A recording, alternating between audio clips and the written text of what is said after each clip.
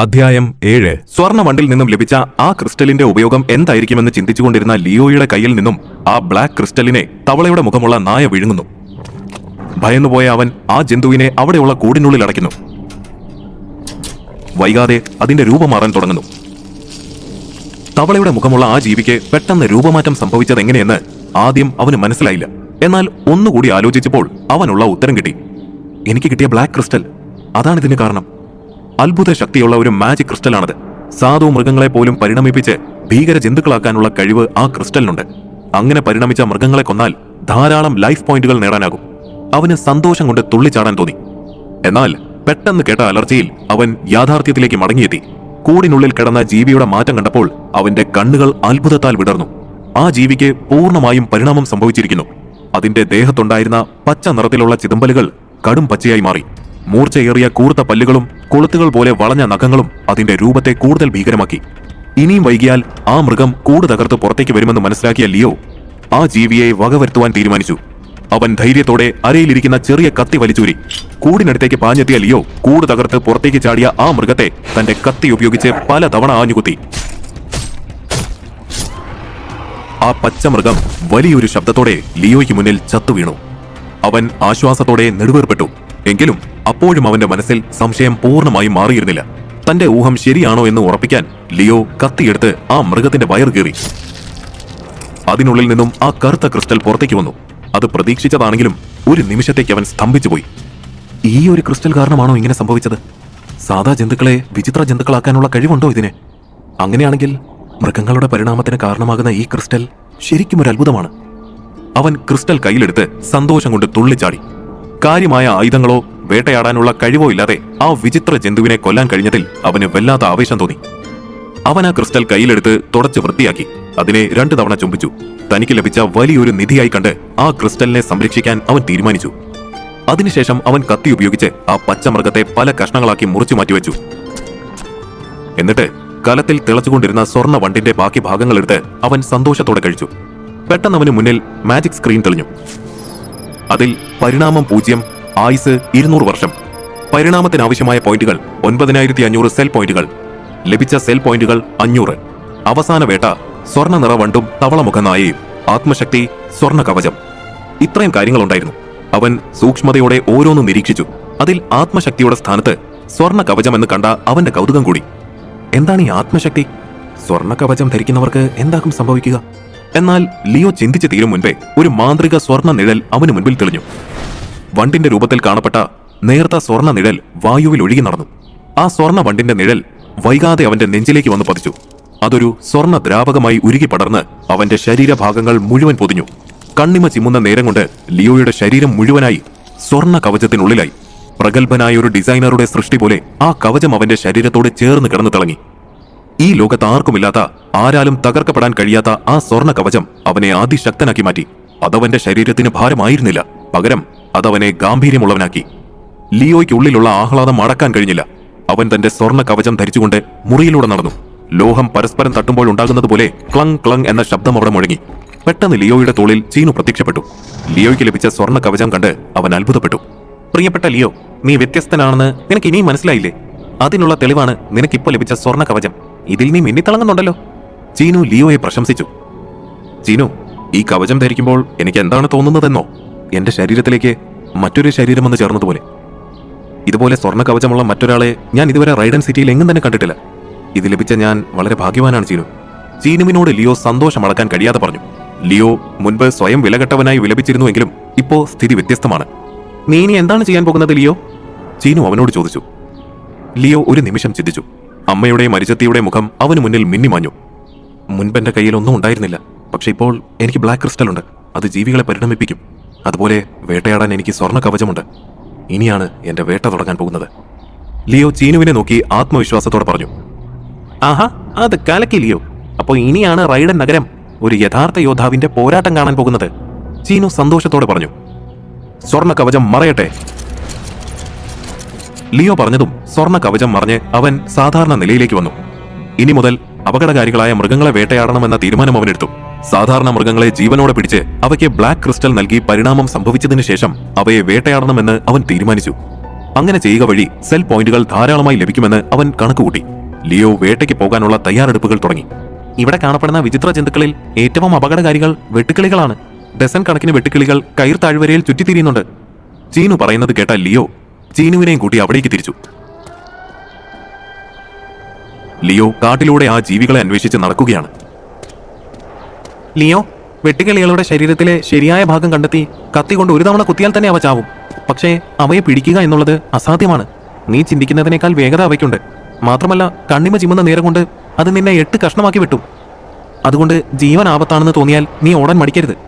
ചീനു വെട്ടുകിളികളെക്കുറിച്ച് ലിയോയ്ക്ക് പറഞ്ഞു കൊടുത്തു. പെട്ടെന്ന് വിചിത്രമായ ഒരു ശബ്ദം കേട്ട ലിയോ മിണ്ടരുത് എന്ന് പറഞ്ഞുകൊണ്ട് കൈ ഉയർത്തി ചീനുവിനെ നിശബ്ദമാക്കി. ഏകദേശം 20 അടി അകലെയായി ഒരു വെട്ടുക്കിളി മേഞ്ഞ് നടക്കുന്നത് അവൻ കണ്ടു. അവൻ പതിയെ നടന്ന് ഒരു മരത്തിന് പുറകിൽ ഒളിച്ച് അതിനെ നിരീക്ഷിച്ചു. ഇളം തവിട്ട് നിറത്തിൽ 5.5 അടി നീളമുള്ള ആ ജീവിക്ക് 4 ചിറകുകളുണ്ടായിരുന്നു. നല്ല വേഗതയുള്ള ജീവികളാണ് വെട്ടുക്കിളികൾ. അരിവാൾ പോലെ മൂർച്ചയേറിയ മുൻകാലുകൾക്ക് അതിന്റെ ശരീരത്തെക്കാൾ നീളമുണ്ട്. ഇരുമ്പിന്റെ കാഠിന്യമുള്ള അതിന്റെ മുൻകാലുകൾ കൊണ്ട് മനുഷ്യന്റെ കാലുകൾ ഒറ്റ വെട്ടിന് വേർപെടുത്താൻ കഴിയും. അത്രത്തോളം അപകടകാരി ആയതുകൊണ്ട് തന്നെ വെട്ടുക്കിളികളെ വേട്ടയാടാൻ ആരും ശ്രമിക്കാറില്ല. എന്നാൽ ലിയോയുടെ കയ്യിൽ സ്വർണ്ണ കവചം ഉണ്ടായിരുന്നതുകൊണ്ട് ആ അപകടത്തെ ഓർത്ത് അവന് ഭയം തോന്നിയില്ല. മറിച്ച് അവൻ ചിന്തിച്ചതെല്ലാം കൂടുതൽ പോയിന്റുകൾ നേടുന്നതിനെക്കുറിച്ച് മാത്രമാണ്. എന്തായാലും അതെന്നെ ആക്രമിക്കുന്നതിന് മുൻപേ ഞാൻ അതിനെ കണ്ടത് നന്നായി. നേരിട്ടുള്ള പോരാട്ടത്തിലൂടെ അതിനെ ജയിക്കാൻ കഴിയുമെന്ന് തോന്നുന്നില്ല. പിന്നിലൂടെ തന്നെ അതിനെ വേട്ടയാടണം. സ്വർണ്ണ കവചം വരട്ടെ, ലിയോ പറഞ്ഞു. ഒരു നിമിഷം കൊണ്ട് അവന്റെ ശരീരം സ്വർണ്ണ കവചത്താൽ പൊതിഞ്ഞു. ലിയോ സാവധാനം ആ ജീവിക്ക് അടുത്തേക്ക് നീങ്ങി. ലിയോ, സൂക്ഷിക്കണേ, മുന്നറിയിപ്പ് നൽകിക്കൊണ്ട് ചീനു അപ്രത്യക്ഷമായി. ചെറിയൊരു കത്തി കയ്യിൽ മുറുകെ പിടിച്ചുകൊണ്ട് ലിയോ ആ ജീവിയുടെ അടുത്തേക്ക് നടന്നു. ഏകദേശം 6 അടി അകലെ ആ ജീവികളെ കണ്ട ലിയോ ഇനി ഒരവസരം കിട്ടില്ലെന്ന് കരുതി ആക്രമിക്കാൻ തയ്യാറായി. അവൻ ആക്രമിക്കാനായി അവിടേക്ക് പാഞ്ഞു കയറിയതും ചിറകുകൾ വിടർത്തി മിന്നൽ വേഗത്തിൽ പറന്നു വന്ന വെട്ടുക്കിളികൾ അവന്റെ തലയിൽ അതിന്റെ കൂർത്ത നഖങ്ങൾ ഉപയോഗിച്ചടിച്ചു. അവന്റെ കാലിടറി താഴേക്ക് വീണു. എന്താണ് സംഭവിച്ചതെന്ന് തിരിച്ചറിയും മുൻപ് തന്നെ വെട്ടുക്കിളികൾ അവനെ ആക്രമിച്ച് തലങ്ങും വിലങ്ങും അടിച്ചു.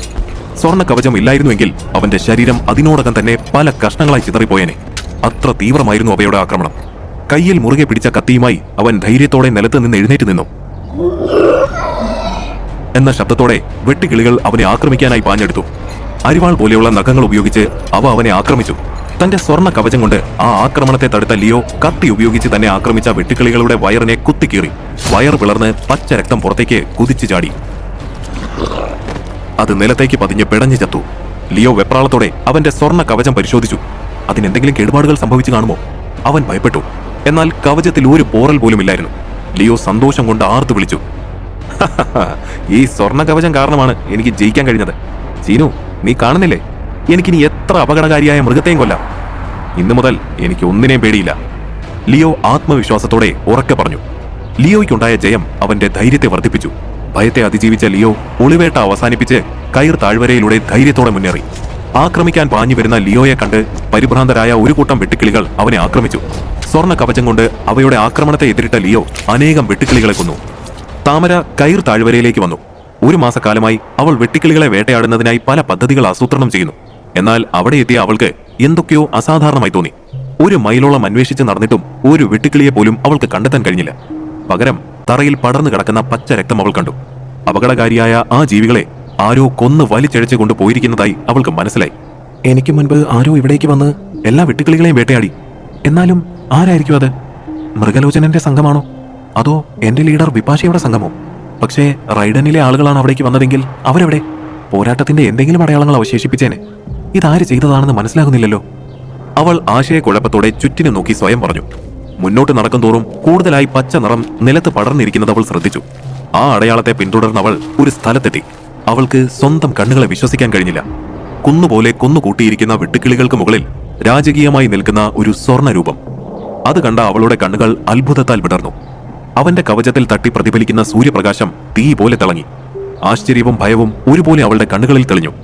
വെട്ടുകിളികളുടെ ദേഹത്തു നിന്നും അപ്പോഴും രക്തമൊഴുകുന്നത് കണ്ട അവൾക്ക് അവയെ വേട്ടയാടിയിട്ട് അധികം നേരമായിട്ടില്ലെന്ന് മനസ്സിലായി. വെട്ടുകിളികളെ വേട്ടയാടുന്നത് ഒരു സാധാരണ കാര്യമല്ല. മനുഷ്യരുടെ തലയെ ഒറ്റ വെട്ടിന് 2ആയി പിളർക്കാനുള്ള കഴിവ് അവയ്ക്കുണ്ട്. അവയെ ശരിയായ രീതിയിൽ വേട്ടയാടിയില്ലെങ്കിൽ അത് വേട്ടയാടുന്നവന്റെ ജീവൻ അപഹരിക്കും. ആകാംക്ഷയോടെ താമര അവന്റെ മുന്നിലേക്ക് ചെന്ന് നിന്നുകൊണ്ട് ചോദിച്ചു, ഈ ജന്തുക്കളെ മുഴുവൻ നീ ഒറ്റയ്ക്ക് വേട്ടയാടിയതാണോ? ശബ്ദം കേട്ട് തിരിഞ്ഞ ലിയോ അവിടെ താമരയെ കണ്ട് വേഗം തിരിഞ്ഞു നിന്നു. അയ്യോ, ഇവളെങ്ങനെ ഇവിടെ എത്തി? എന്നെ ഈ സ്വർണ്ണ കവചത്തിലെങ്ങാനും അവൾ കണ്ടാൽ? നിനക്ക് ഈ സ്വർണ്ണ കവചം എവിടുന്ന് കിട്ടി, ആര് തന്നതാ എന്നൊക്കെ ചോദിച്ച് അവൾ എന്നെ ഒരു വഴിയാക്കും. അവൻ സ്വയം പിറുപിറുത്തു. പെട്ടെന്ന് അവന്റെ തോളിൽ ചീനു പ്രത്യക്ഷപ്പെട്ടു. എന്റെ ലിയോ, നിന്റെ മുഖത്തിന്റെ മുക്കാൽ ഭാഗത്തോളം സ്വർണ്ണ കവചമുണ്ട്. അവൾക്ക് നിന്നെ തിരിച്ചറിയാൻ കഴിയില്ല. നീ ധൈര്യത്തോടെ അവളോട് സംസാരിക്കേ, ചീനു പറഞ്ഞു.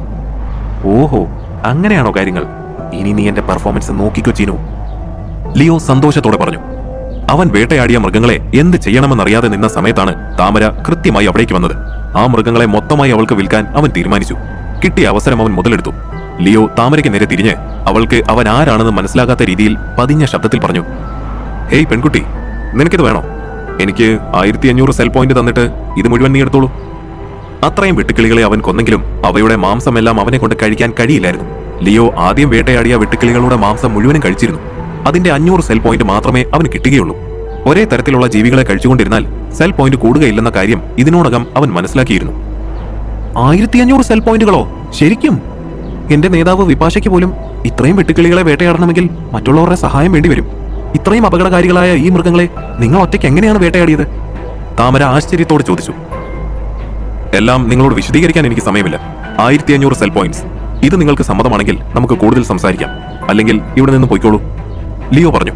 1500 സെൽ പോയിന്റ്സ്, താമര ആലോചനയോടെ പറഞ്ഞു. ലിയോ, അത് ഇത്തിരി കൂടുതലല്ലേ?